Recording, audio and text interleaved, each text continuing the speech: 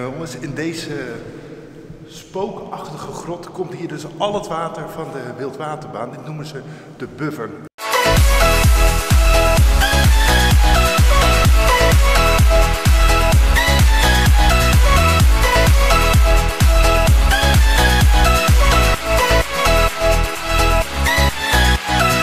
Zandstraat TV! Welkom en nog eens welkom bij deze nieuwe video hier op Zandstraat TV. 5 juni is het zover, dan gaat Centerparks Park Zandvoort weer open en tegelijkertijd is ze volledig vernieuwd. Hoe die vernieuwing eraan toe ging, dat ga ik jullie in deze video laten zien. Heel veel kijkplezier.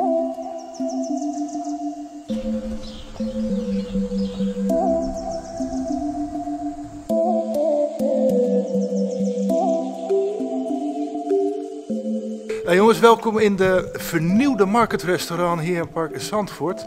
De laatste keer was het nog één grote bouwput, maar ze hebben het vreselijk mooi gemaakt. Ik zal jullie eerst eventjes de beelden van de vorige keer laten zien.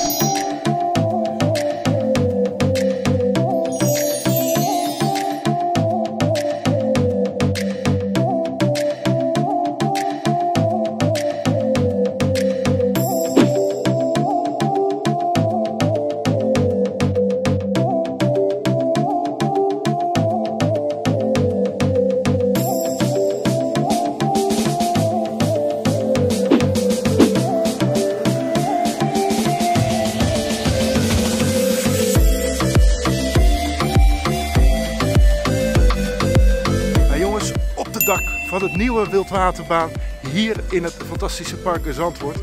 Ik kan jullie al 2 dingen verklappen. 1 is dat het gewoon een ouderwetse baan wordt uit beton met een mooie gele coating. En er komen 2 stromingen met een verrassing.